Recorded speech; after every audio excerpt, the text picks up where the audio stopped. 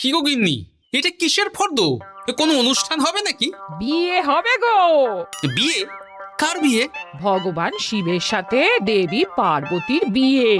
সামনে শিবরাত্রি, মনে নেই? হ্যাঁ, তা মনে আছে, কিন্তু এই ফর্দটা কি জন্য গিন্নি? আমি শিবরাত্রির দিন বিকেলে বাবার মাথায় দুধ ঢালতে যাব, তাই তোমাকে আগে থেকে লিখে দিলাম কি কি লাগবে। সব আগে আগে নিয়ে আসবে। হ্যাঁ, দেখি কি লেখা আছে। দুধ 1 সের, গঙ্গা জল, নারকেল, ঘি, মধু, দই, সন্দেশ, রসগোল্লা, আকন্দ ফুলের মালা, ধূপ, মোমবাতি, 108টা বেলপাতা, ধূত্র ফুল, নীলকণ্ঠ ফুল, লাল পাড় সাদা পাটের শাড়ি। ওরে বাবা, এত কিছু! হুম, এখন ওরে বাবারে মারে কিছু চলবে না, চলবে না। আর আগে থেকে লিখে দিয়েছি, আমি কোনো বায়না শুনবো না। হ্যাঁ, যদি না নিয়ে আসো তাহলে কিন্তু চলে যাব। হ্যাঁ, বলি, শিবরাত্রির দিন তো মেয়েরা বাবার মাথায় দুধ জল ঢালে বাবার মতন স্বামীর কামনায়। তা আমি তোমার স্বামী তো উপস্থিত, তাই এত কিছু। তোমার মঙ্গল কামনায় গো। তুমি আর বাড়তি কথা বলবে না, যা বলেছি সেদিন নিয়ে আসবে। হ্যাঁ, বেশ বেশ, ঠিক আছে বাবা, ঠিক আছে। তাহলে আমি এখনই যাই, সব দোকানে দোকানে বায়না করে আসি। সেদিন তো এইসব জিনিসের চাহিদা তুঙ্গে থাকে। হ্যাঁ, তা যাও, সেটাই বুদ্ধিমানের কাজ হবে। হ্যাঁ,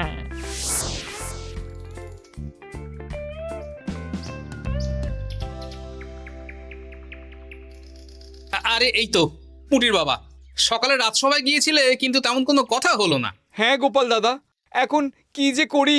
ঠিক আছে ঠিক আছে, আমি দেখছি কি ব্যবস্থা করা যায়, বুঝলে। ঠিক আছে গোপাল দাদা, একটু দেখো, বুঝতেই তো পারছো অভাবের সংসার। হ্যাঁ হ্যাঁ, কোনো চিন্তা করো না।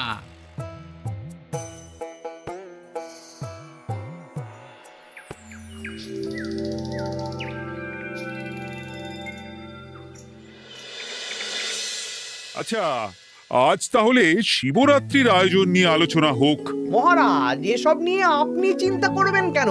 আরে আমার মতন একজন মন্ত্রী থাকতে আপনার মাথা ঘামানোর কোনো দরকারই নেই। না না মহারাজ, একদম মন্ত্রী মশাইকে দায়িত্ব দেবেন না। উনি প্রত্যেকবার দায়িত্ব নিয়ে সব তালগোল করে দেন, আর সব শেষে বলেন আমার ভুল হয়ে গেছে, আমাকে ছেড়ে দিন। এই গোপাল গোপাল, একদম বাজে কথা বলবে না। আমি এখন ভালো হয়ে গেছি। ভালো না কালো?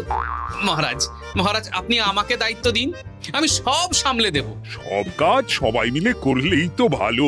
পুজো পাঠের দায়িত্ব আমার, বাকি আমি জানি না। সে ঠিক আছে, কিন্তু পুজোর জোগাড় অনেক দায়িত্ব, সব হিসেব করে কেনাকাটা করতে হয়। সবচেয়ে বড় ব্যাপার, তার জন্য সৎ হতে হয়। আমি কি অসৎ নাকি? আমি সব দায়িত্ব নেব। না, আমি নেব। আমি নেব। আমি। আহ, চুপ চুপ, একদম চুপ। গোপাল দায়িত্ব নেবে না মন্ত্রী, সেটা তো বিচার করতে হবে। কিভাবে বিচার করবেন মহারাজ? হ্যাঁ, একটা বুদ্ধির পরীক্ষা নেওয়া হবে। আমি এখন গোপালের চেয়ে অনেক বুদ্ধিমান হয়ে গেছি। তাহলে তো ভালো, তুমি গোপালের বুদ্ধির পরীক্ষা নাও।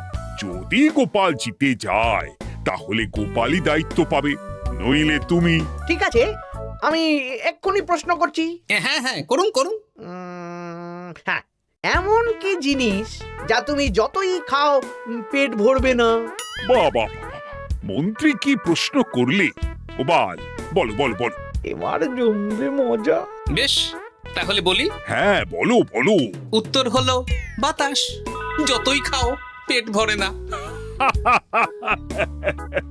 গোপালের কি বুদ্ধি! ও মন্ত্রী মশাই, এই গোপাল তো প্রথম দানেই বাজিমাত করে দিল। হ্যাঁ, প্রথমটা তো সহজ ছিল। ঠিক আছে, এতই যদি বুদ্ধিমান হও তাহলে আরেকটা পরীক্ষা দাও। হ্যাঁ মন্ত্রী, বলো। এবার আপনারা একটু অপেক্ষা করুন, আমি আসছি।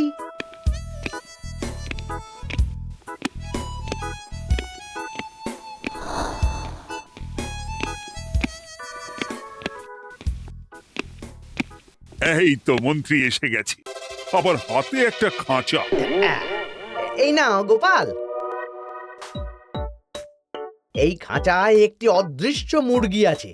তুমি যদি বুদ্ধিমান হও তবে এর মাংস রান্না করে আজ নৈশভোজে মহারাজকে খাওয়াতে হবে। যদি না পারো, দায়িত্বের দও পাবে না। বেশ, তাহলে দিন, আমি রাতেই আসছি, রান্না করে নিয়ে আসছি। আপনারাও সবাই হাজির থাকবেন কিন্তু।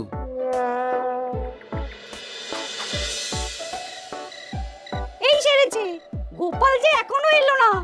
গোপাল নির্ঘাত ফেসেছে। এই তো চলে এসেছি। এ কি গোপাল, তুমি তো খালি হাতে। মাংসের ঝোল রেঁধেও এনেছি। ওই গোপাল, অদৃশ্য মুরগির ঝোল কোথায়?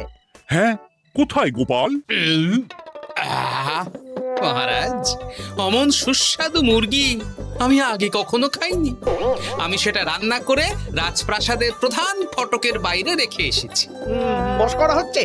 চলুন তো গিয়ে দেখি। হ্যাঁ, চলো তো।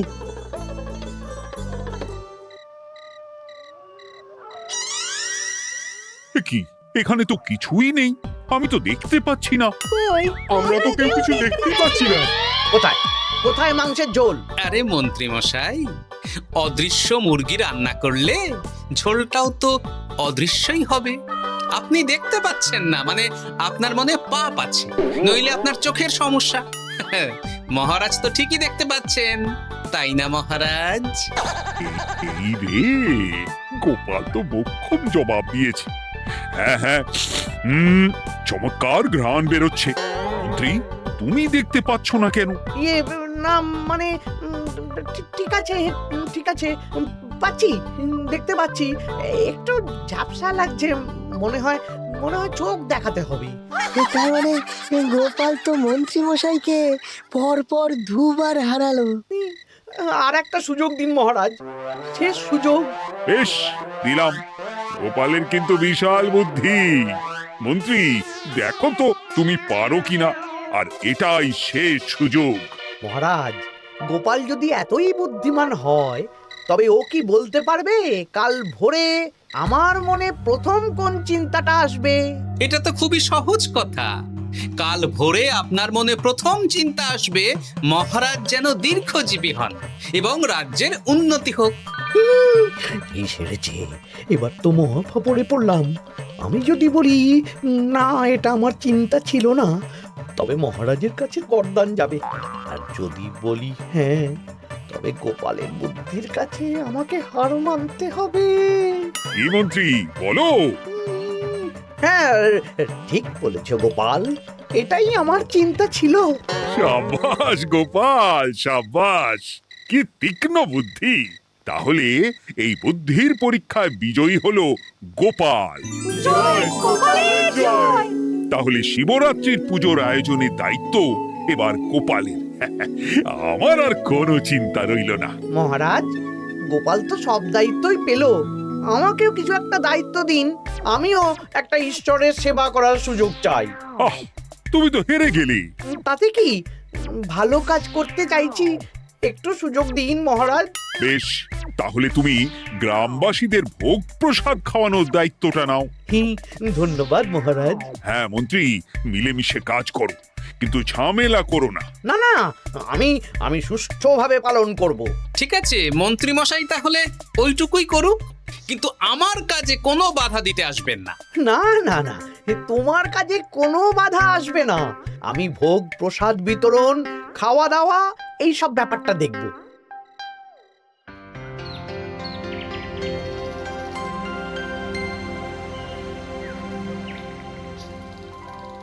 বলুন মন্ত্রীমশাই, সকাল সকাল ডেকে পাঠালেন। শোন বটা ঘটা, এবারে শিবরাত্রি উপলক্ষে যে ভোগ প্রসাদ জনগণের উদ্দেশ্যে বিতরণ হবে, তার পুরো দায়িত্বই আমার। তাতে কি, মহারাজ আয়োজন করেন আর সব রাজ্যবাসী বিনামূল্যে খেয়ে যান। সেই প্রথা এতদিন চালু ছিল, কিন্তু এবার একটু অন্যরকম হবে। কিরকম কিরকম? তোরা দুজন আমার নাম করে সব গরিব প্রজাদের কাছ থেকে ভোগ খাওয়ার জন্য চাঁদা তুলবি। শিব পুজোয় চাঁদা? হ্যাঁ দাদা, না মানে ঘটা, খুব সামান্য। বাড়ি আর দোকানগুলোয় যাবি আর মাথা পিছু 1 আনা করে তুলবি, কেমন? বেশ, তারপর বলবি ঢালাও খাওয়ানো হবে, এলাহি আয়োজন। আচ্ছা ঠিক আছে। তবে ভুল করেও কোনো রাজসভাসদদের বাড়ি থেকে বা মান্যিগণ্যি লোকের বাড়ি থেকে এই চাঁদা তুলিস না যেন। না না, বুঝতে পেরেছি, তুলবো না। বলবি সারা রাত পুজো হবে, পরের দিন সকালে হবে প্রসাদ বিতরণ। কেমন?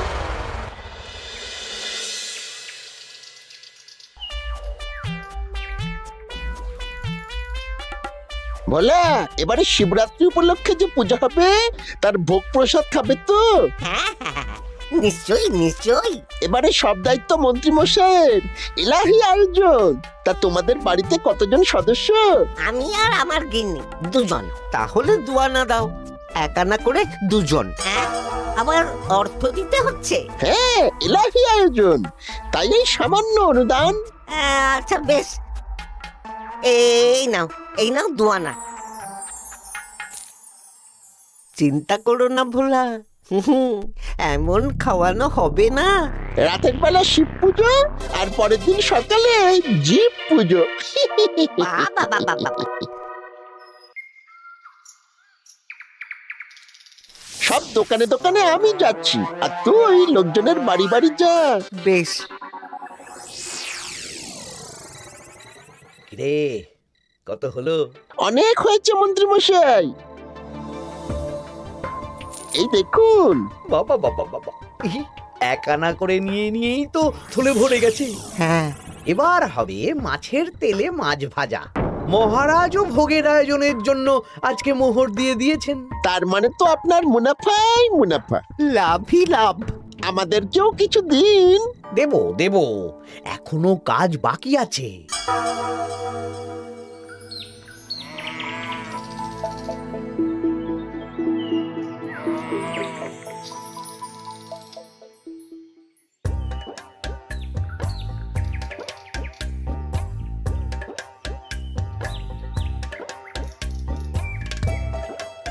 আরে আরে গোপাল দাদা যে, এত কিছু কি নিয়ে যাচ্ছ? এই তো শিবরাত্রির পুজো উপলক্ষে দশকর্মার বাজার রাজবাড়ি নিয়ে যাচ্ছি। এবারে তো এলাহি ভোগের আয়োজন। রাতের বেলা শিব পুজো আর পরের দিন সকালে নাকি জীব পুজো। মন্ত্রী মশাই দায়িত্ব নিয়ে খাওয়াচ্ছেন। না না, খাওয়ার আয়োজন তো এমন কিছু নয়। আমি যতদূর জানি ওই খিচুড়ি, আলুর দম, ছেঁচড়া, পায়েস, চাটনি আর একটা করে মিষ্টি। আর যতদূর জানি এই ভোগ খাবার জন্য সব গ্রামবাসী থেকে মাথা পিছু এক আনা করে নিয়েছেন। হ্যাঁ, ভোগের প্রসাদ তো বিনামূল্যে। মন্ত্রীমশাই এক আনা করে মাথা পিছু নিয়েছেন? হ্যাঁ গো, এরকম তো কথা ছিল না। আচ্ছা আচ্ছা, আমি দেখছি কি করা যায়। দেখছি আমি দেখছি।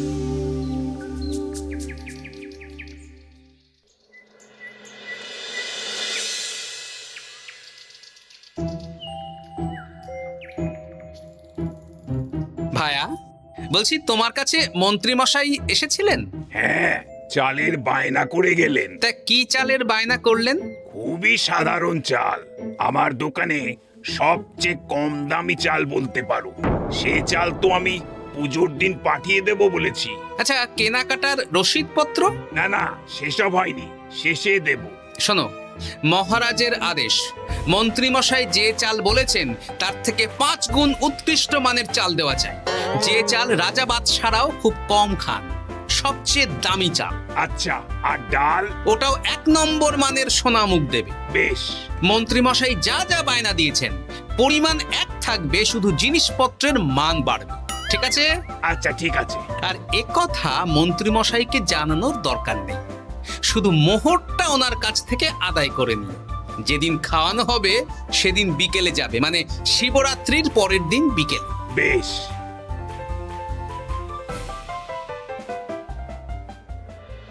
নাও ধরো গিন্নি, যা যা বলেছিলে সব কিনে এনেছি। এবার আমি মন্দিরে গেলাম, কেমন? ঠিক আছে গো, তুমি কি ভালো। দীক্ষেতা, চললাম এখন ভিড় সামলাতে।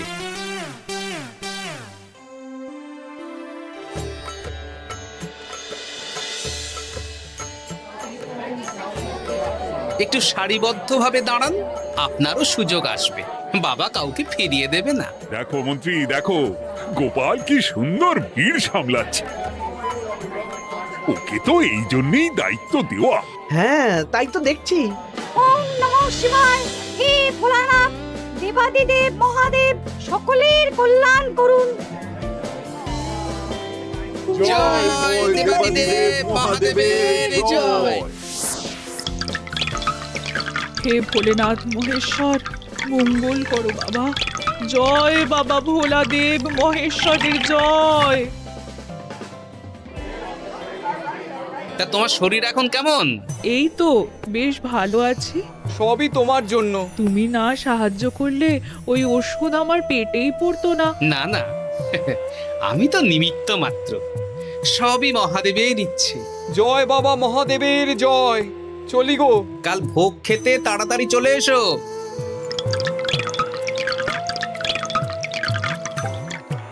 জয় দেবাদিদেব মহাদেবের জয়।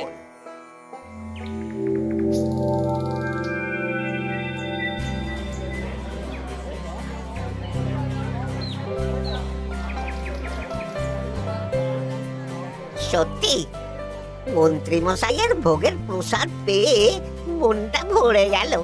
কি সুন্দর রান্না, আর খাবারের গুণমান কি ভালো। তার উপর রসগোল্লা কত বড় বড়। এত বড় রসগোল্লা খাওয়া তো দূর, বাবার জন্মে চোখেও দেখিনি।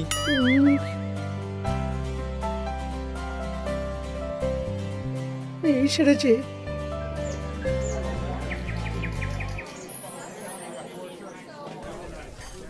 এই যে পাচক ঠাকুর, শোনো। বলুন মন্ত্রী মশাই, আজ আমি খুব খুশি। কেন? আপনি মহান। কেন?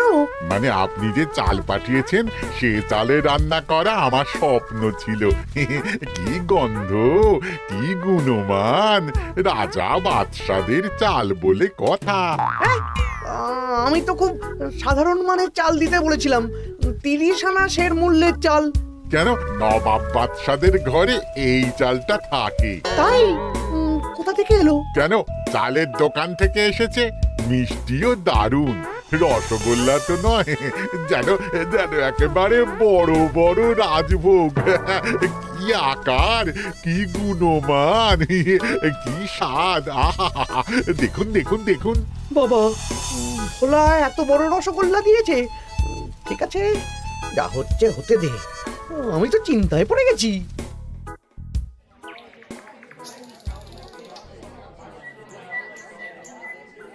মন্ত্রী, তুমি কি করেছো? তোমার নামে তো সবাই সুখ্যাতি করছে। না না, এই আর কি। আমি যা অর্থ দিয়েছি এই আয়োজনের জন্য তো তার চেয়ে 5 গুণ বেশি মোহর লাগবে, কিন্তু তুমি কি করে করলে? মন্ত্রীমশাই সত্যিই ভালো হয়ে গেছেন। দেখো গোপাল, দেখো, মন্ত্রী সত্যিই বদলে গেছেন। সবই তো জনগণের সেবার জন্য। কে জানে বাবা, কি গড়বড় হয়ে গেল।